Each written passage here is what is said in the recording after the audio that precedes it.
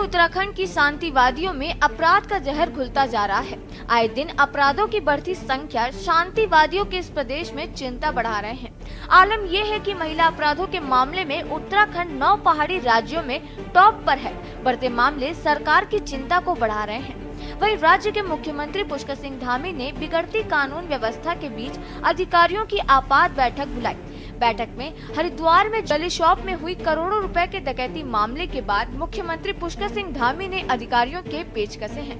उन्होंने राज्य में अपराध की बढ़ती घटनाओं पर नाराजगी जताते हुए अपराधियों के विरुद्ध कड़ी कार्रवाई के निर्देश दिए हैं। वहीं बीजेपी सांसद त्रिवेंद्र सिंह रावत ने एक बार फिर राज्य की कानून व्यवस्था पर सवाल खड़े किए हैं।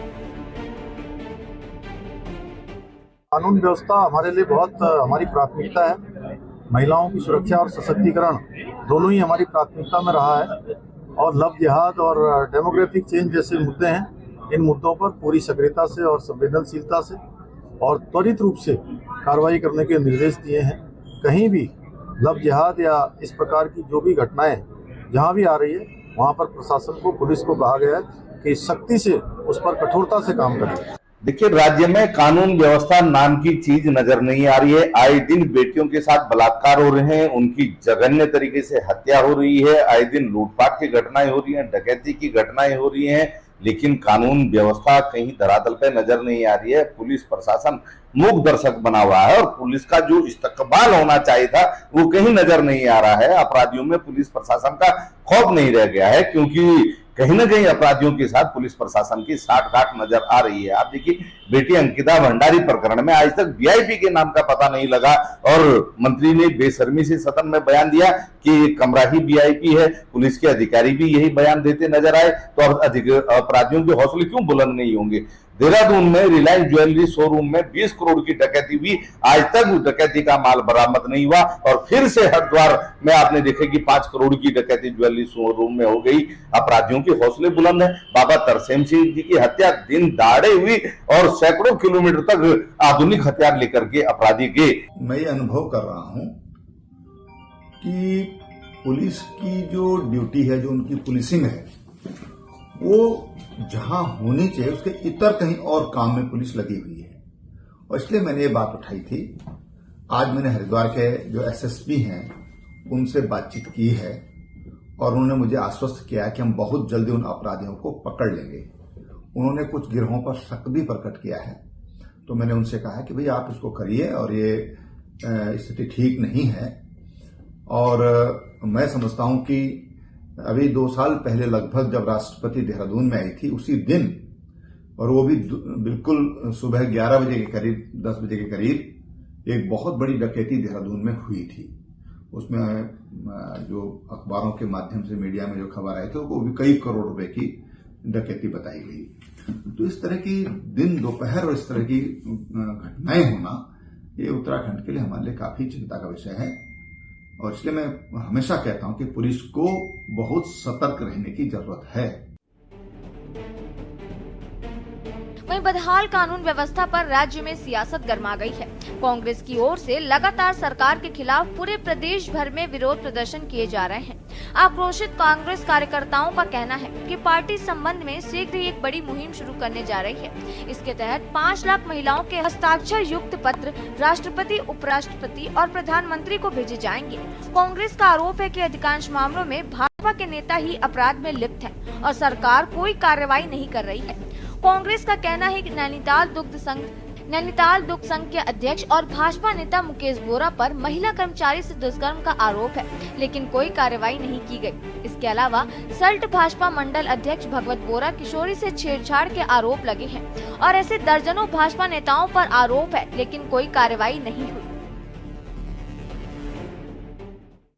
अब तो हाथों की उंगलियां भी खत्म हो गई, इतने अपराध हो चुके हैं।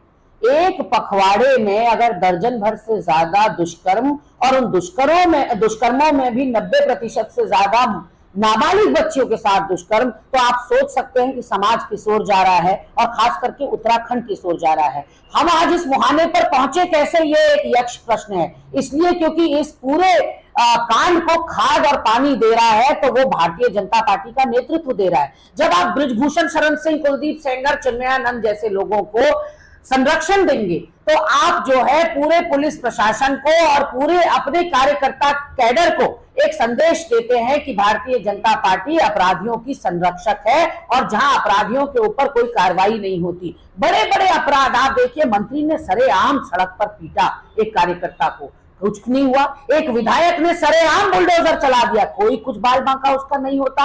और आधा दोष इसमें कहीं ना कहीं गोदी मीडिया का भी है कि गोदी मीडिया जैसे ही दुष्कर्म होता है या कोई अपराध होता है उसमें धर्म खोजने लगता है। देखिए, ऐसा है भारतीय जनता पार्टी की सरकार, आप देख रहे हैं कि जितना समय हमने पिछले कार्यकाल में भी और अब भी जितना कानून व्यवस्था में सुधार हुआ है उतना पहले कभी नहीं हुआ। और ये इस बात की गारंटी है क्योंकि माननीय मुख्यमंत्री जी के नेतृत्व में हमारी सरकार, हमारा शासन प्रशासन बहुत बेहतरी से काम कर रहा है।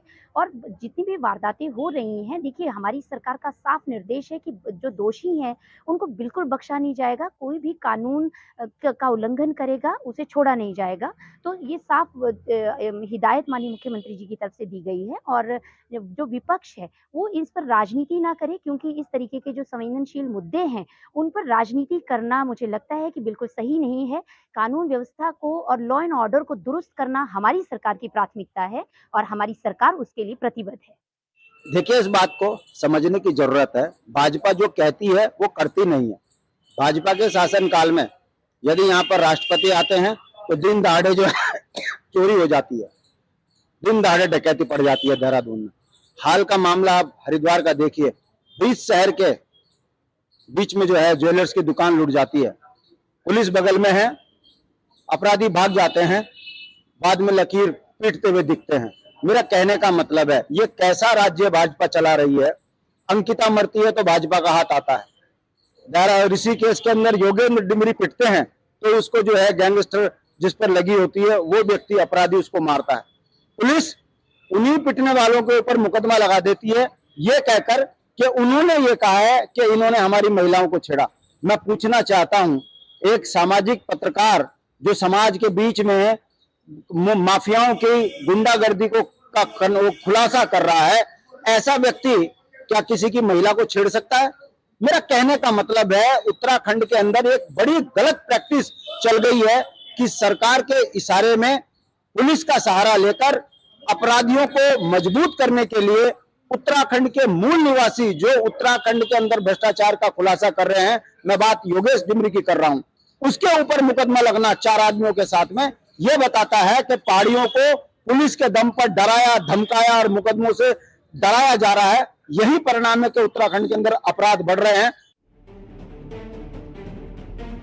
कुल मिलाकर राज्य में अपराध का ग्राफ बढ़ता जा रहा है। हालांकि राज्य का पुलिस प्रशासन पर कई मामलों में कार्रवाई तो कर रहा है, लेकिन जो तत्परता समय रहते दिखानी चाहिए और जो व्यवस्था होनी चाहिए उसमें काफी कमी दिखाई दे रही है।